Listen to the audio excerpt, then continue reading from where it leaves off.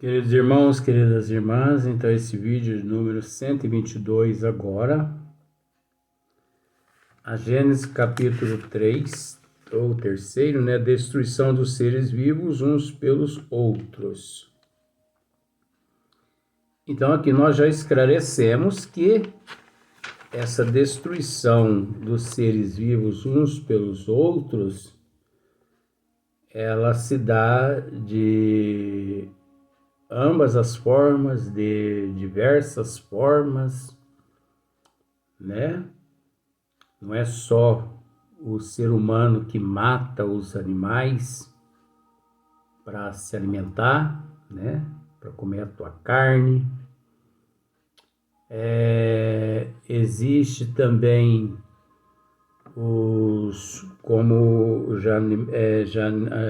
antropofagia, né?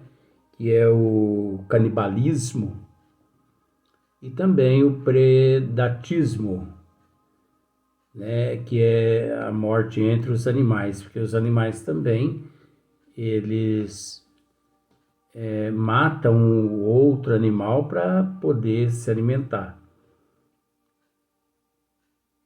Então nós sabemos que existe tudo isso, e que tudo isso faz parte do processo evolutivo, né, ainda mais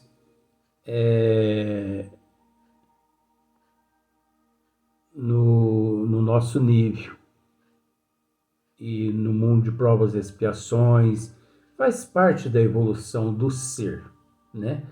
E o mais interessante é que não só faz parte da evolução do ser, como faz parte também das leis divinas. E dessa forma tem que ser, porque Deus, toda a inteligência suprema, a causa primeira de todas as coisas,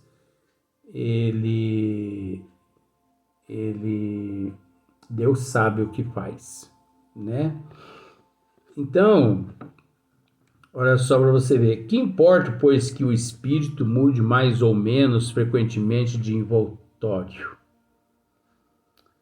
Aí entra a lei por isso a imortalidade da alma, por isso a reencarnação, porque se não existisse a reencarnação, obviamente Kardec não poderia ter colocado aqui dessa forma.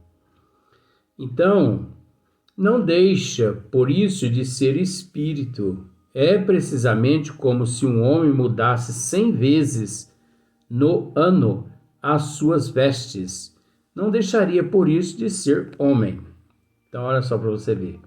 O espírito é espírito.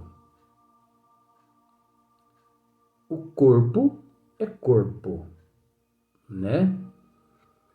Então, o espírito é um só. O espírito é um só.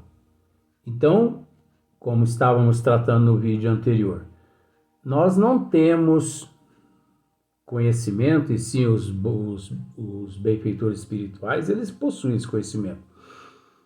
Eles, a maioria deles, ainda mais do Nível de Bezerra de Menezes, ou de Barçanufo, eles têm conhecimento, sim, assim, vamos dizer assim, restrito, mas eles têm conhecimento de quantas vezes alguns bilhões de pessoas já reencarnaram, né, aqui na Terra. Aí você me pergunta, mas quantas vezes ainda eu reencarnarei? Nós não temos também esse conhecimento. Você pode reencarnar 1 bilhão de vezes, 500 bilhões de vezes, como também você pode reencarnar um número bem pequeno. Isso depende exclusivamente do próprio indivíduo. Hoje ser melhor que ontem, amanhã melhor que hoje. Quanto mais imperfeição, mais reencarnação, né? Quanto mais perfeição menos reencarnação, né? Então, quanto mais perfeição, menos reencarnação. Então, depende do ser. Agora, não pensemos que o ciclo reencarnatório, ele cessa. Porque existe um vocabulário, principalmente no meio espírita, que diz mais ou menos assim: o espírito, um dia, ele evolui tanto que ele não precisa reencarnar mais. Mas isso é mentira. Não acredito nisso, não. Você sabe por quê? Porque se eu disser para você que nosso Senhor Jesus Cristo está reencarnado, você vai falar assim: esse agora vai para o hospício mesmo. Mas como assim Jesus está reencarnado? Reencarnado no compromisso, na responsabilidade perante Deus. Reencarnado no compromisso, na responsabilidade perante Deus. E outra, nós não temos conhecimento de outras dimensões que um dia cessa, ou que um dia, né, cessa a reencarnação em corpos físicos. Isso cessa. Por exemplo, um dia eu vou cessar, eu vou chegar num nível evolutivo a um tal ponto que eu não vou precisar mais reencarnar em corpos físicos aqui. Mas nós temos conhecimento da dimensão para onde é que eu irei, para onde é que as pessoas irão? É preciso entender que em todas as dimensões, não importa ela qual seja, teremos ou temos que lá nos adaptarmos. E essa adaptação significa também uma reencarnação. Agora, pode ter certeza de que essa reencarnação lá não vai ser através de corpos físicos, e sim através de outros corpos, diferentes de físicos, que nós desconhecemos. Como, por exemplo, aqui na Terra, nós conhecemos, olha que ignorância. Se fala, não vou falar nós conhecemos, não. Aqui na Terra se fala em 3 corpos: físico, perispírito e espírito. Não é? Aqui se fala nos 3. Corpo físico, o perispírito e o espírito. Mas será que existe realmente só o perispírito e o espírito? Que existe só o corpo físico? De certa forma, nós sabemos que existe. Mas quantos bilhões de outros corpos físicos existem agregados ao corpo físico, tanto no micro quanto no macro, que devido à nossa parca evolução nós desconhecemos? Quantos bilhões de corpos, outros corpos agregados ao espírito existe, que nós desconhecemos devido à nossa parca evolução? Tanto é que o ser, um dia na evolução, ele perde a forma. No bom sentido, não é que ele perde a forma. Acontece que ele chega num grau evolutivo tão elevado que nós não conseguimos enxergá-lo, mas ele continua existindo, porque o espírito não deixa de existir, a sua persona, o teu princípio inteligente, o princípio inteligente não deixa de existir. Então, o ser evolui de uma tal forma que chega num ponto que ele expande, como se fosse o Big Bang. Bam! Ele expande. Aí é quando nós podemos usar onisciente, onipresente e também onipotente. Só que é limitado. Por que limitado? Porque onisciente, onipresente e onipotente é só Deus. O princípio inteligente não, mas nós estamos usando no limitado, só para que fique mais fácil para as pessoas compreender. Então existe lá a expansão. Só que não basta a expansão. Na expansão existe a radiação e também a irradiação. Jesus encontra-se nestas condições de expansão, radiação e irradiação. Jesus irradia num raio tão imenso que abrange mais de 4, 5 Via Láctea. Mais de 4, 5 Via Láctea. Que vamos dizer, mais de 4, 5 galáxias do tamanho de Andrômeda. Jesus, que encontra-se em processo de evolução ainda. E aí, como que fica? Agora, Jesus é limitado no onisciente, no onipresente e no onipotente. Por quê? Porque Jesus está presente no nosso meio, graças à tua expansão, à tua radiação e à tua irradiação. Só que não basta expansão, radiação e irradiação. Existe também as células. Nestes organismos todos da expansão que expandiu, as células. Neste organismo que expandiu. E estas células, elas recebem os eflúvios da radiação e da irradiação. Radiação, irradiação. Num raio ilimitado ao nosso conhecimento, mas limitado àquele que encontra-se na expansão, na radiação e na irradiação.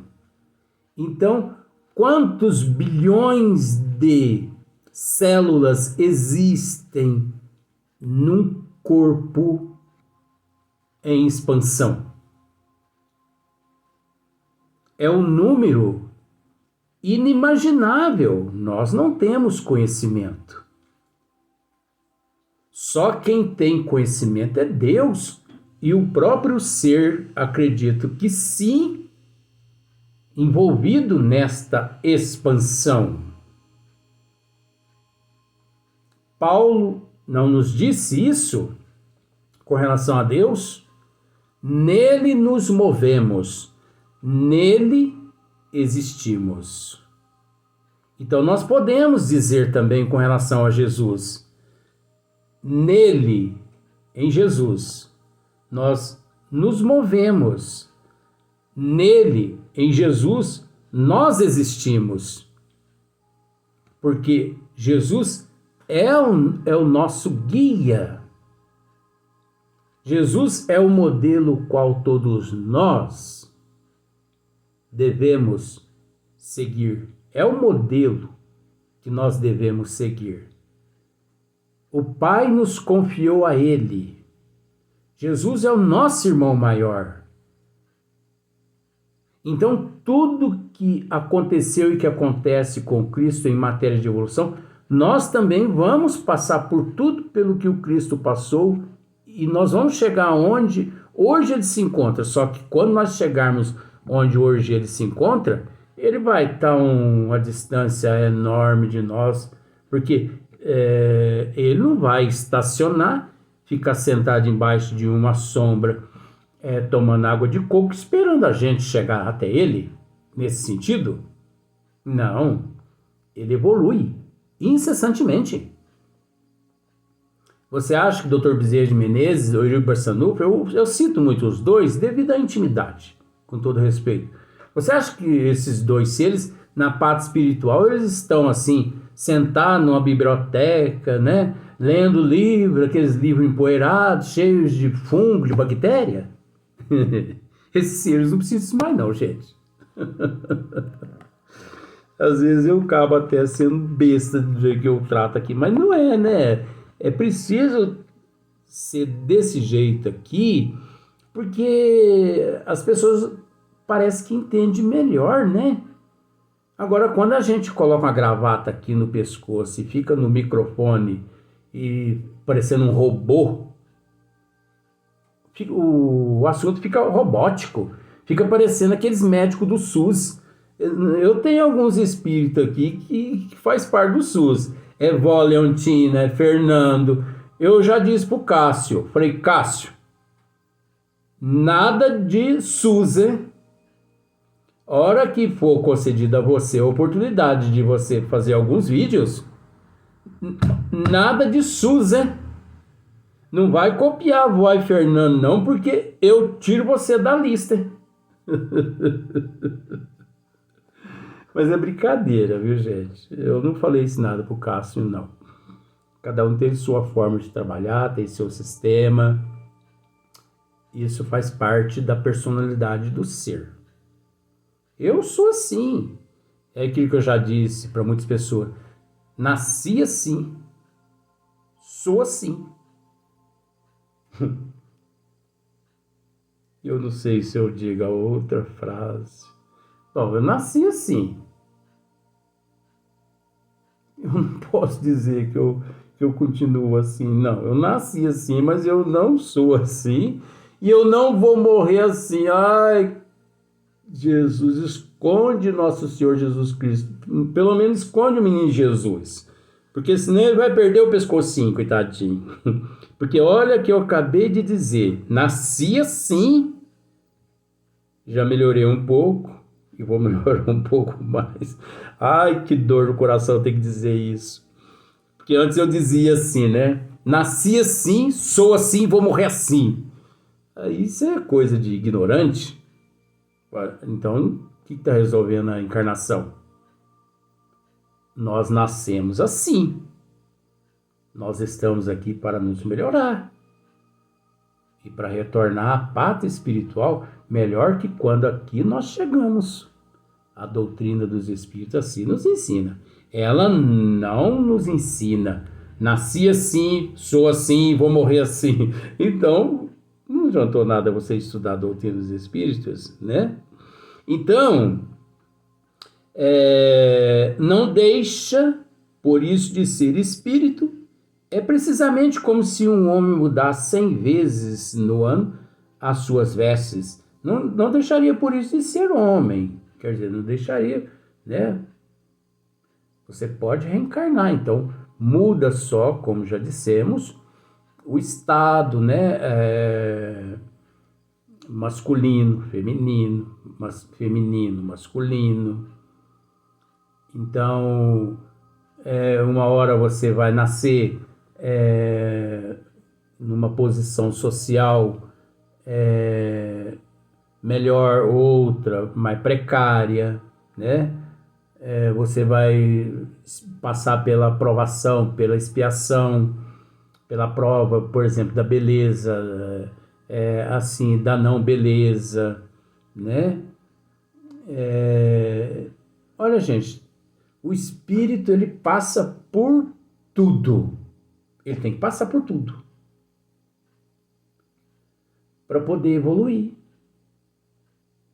Tem que nascer milhares de vezes como mulher, milhares de vezes como homem, tem que nascer pobre financeiramente, pobre, ignorante, pobre com intelecto, com caráter, com a moral evoluída, não evoluída, tem que nascer rico financeiramente, rico de intelecto, de cultura, de moral, tem que nascer, você entendeu? Tem que vir na cor, com todo respeito, isso não é machismo, é um estudo, tem que nascer na condição, a cor negra, né? A cor parda, e por aí em diante. Isso tudo faz parte da prova, né? Faz parte da prova. E inserido à prova encontra-se a expiação. Inserido à prova está a expiação. Agora, tem que expiar? Tem. Então nasce. Nessas condições. Não tem? Aí já é outros 500, né? Aí quem decide é os bons espíritos. Então, olha só a sequência. Por meio do incessante espetáculo da destruição, olha só, por meio do incessante espetáculo da destruição, olha só para você ver, por meio do incessante espetáculo da destruição de um ser vivo pelo outro ser vivo. O espetáculo, né, da destruição. Ensina Deus. Então vamos ver com os olhos da alma o espetáculo da destruição dos seres vivos entre seres vivos, né? Da destruição dos seres vivos uns pelos outros. Ensina Deus ao homem o pouco caso que devem fazer do envoltório material e lhes suscita a ideia da vida espiritual, fazendo que o desejem como uma compensação,